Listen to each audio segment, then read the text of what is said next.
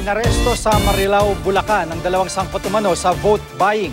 Nakatutok si Marisol Abduraman, exclusive. 20,000 piso, listahan ng mga botante at sample ballots. Ito ang mga nakumpiska ng Bulacan Provincial Public Safety Company sa isang bahagi ng Barangay Prensa 1, Marilao, bandang alas 11:30 kagabi.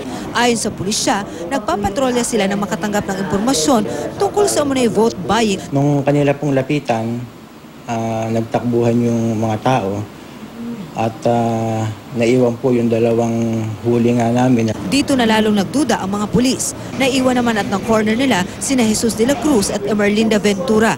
Sa kanila nakuha ang pera, voters list at mga sampol na balota na umano'y posibleng ginagamit sa vote buying.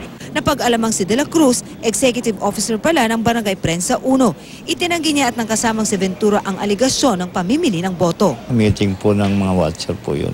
Okay. Opo. Bakit po may pera? May pera po, hindi po amin yun. Magwa-watcher ako.